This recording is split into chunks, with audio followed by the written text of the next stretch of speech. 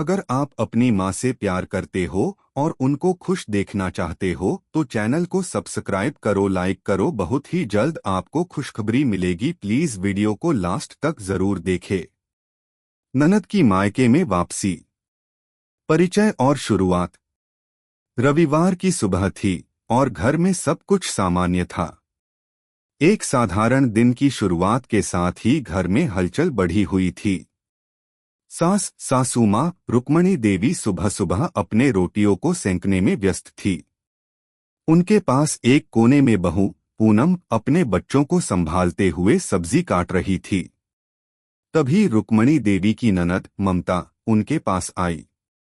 ममता का चेहरा हल्का उदास था, लेकिन उनकी आंखों में एक तरह का संतोष भी था।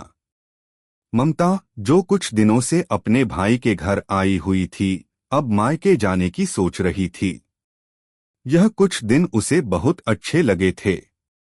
ननदभू के रिश्ते में छोटी मोटी खटास, तकरार और प्यार सबका मिश्रण था, लेकिन इन दिनों में उसे और बहू को एक दूसरे के बीच की समझ और करीब आने का अवसर मिला था। क्या ममता, तुम जाने की सोच रही हो? रुक्मणी देवी ने अपनी पोपली आवाज में पूछा। हाँ सासू माँ, अब मायके लौटने का समय आ गया है, ममता ने हल्की सी मुस्कान के साथ उत्तर दिया। ठीक है बेटा, जैसा तुम ठीक समझो। लेकिन तुम दोनों को फिर से थोड़ी दूरी बनानी पड़ेगी, रुक्मणी देवी ने हंसते हुए कहा और फिर अपनी रोटियों को पलटने में व्यस्त हो गई। ममता की मायके जाने की तैयारी। ममता ने कुछ दिन पहले ही पूनम को बताया था कि वह कुछ दिनों के लिए मायके लौटेगी। इस दौरान दोनों के बीच एक अच्छी दोस्ती का जन्म हुआ था। पूनम, जो पहले ममता को अपनी जिंदगी में एक अप्रत्याशित तत्व समझती थी, अब उसे एक सखी के रूप में देखने लगी थी। ममता की आदतें और बातचीत का तरीका पूनम को पहले थोड़ी अजीब लगता था, लेकिन अब उसे समझ में आ गया था कि ममता एक सच्ची और संवेदनशील इंसान है। उसे पता चला था कि ममता की अपनी कुछ परेशानियां हैं और उसकी अपनी दुनिया में भी समस्याएं हैं।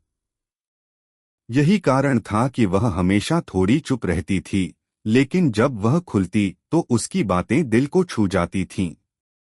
पूनम ने ममता से कहा, आप जाओ, लेकिन याद रखना, अगर कभी भी आपको हमारी जरूरत हो तो बिना किसी झिझक के घर आना। हम आपके बिना यहाँ अधूरे से हैं। ममता की आंखों में थोड़ी सी नमी आ गई। उसने चुपचाप सिर हिलाया और कहा, तुम हमेशा मेरे लिए बहन से बढ़कर रही हो। धन्यवाद पूनम। सास और बहू के बीच की भावना। ममता के जाने के बाद घर की रौनक कुछ कम सी हो गई थी। रुक्मणी देवी और पूनम दोनों ही महसूस कर रहे थे कि ममता के जाने से घर में एक अजीब सी खामोशी छा गई थी। पहले ममता घर में आती तो हमेशा कुछ न कुछ बातें करती रहती थी, लेकिन अब वह खामोशी सी आ गई थी। पूनम ने रुक्मणी देवी से कहा, माँ, ममता के जाने के बाद घर में कुछ कमी सी लग रही है। वो हमेशा बातें करती रहती थी, अब घर में कुछ अलग सा लगता है। रुक्मणी देवी ने धीरे से कहा, बिल्कुल बेटा, ममता का होना हमारे लिए एक अलग तरह की राहत थी। उसकी बातें, उसका हंसना, वो कभी कभी हमारे घर को और भी खास बना देती थी। यह सुनकर पूनम ने महसूस किया कि रिश्तों में यह छोटी छोटी बातें जो कभी अनदेखी हो जाती हैं, वही रिश्तों को मजबूत बनाती हैं। कभी कभी एक दूसरे से थोड़ी दूरी एक दूसरे की अहमियत को समझने का मौका देती है। दूरी का असर। ममता के जाने के बाद पूनम और रुक्मणी देवी दोनों ने महसूस किया कि वे अब एक दूसरे के और भी करीब आ गए हैं। पहले कभी वे एक दूसरे से उतनी बात नहीं करती थीं, लेकिन अब उन्होंने एक दूसरे को और भी अच्छे से समझना शुरू किया था।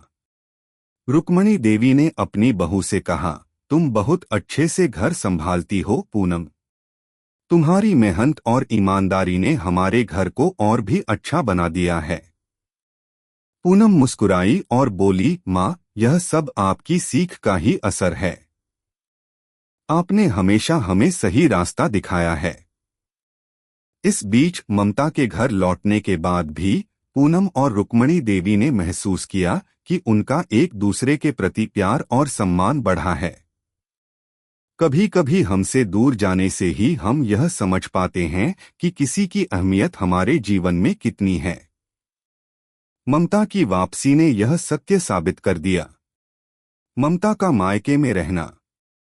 ममता ने जब अपने मायके लौटने के बाद अपने परिवार से मिलने की शुरुआत की तो उसने पाया कि बहुत कुछ बदल चुका था। उसका भाई और भाभी पहले से ज्यादा सुलझे हुए लग रहे थे। उनके बीच की खामोशी और अनबन दूर हो चुकी थी।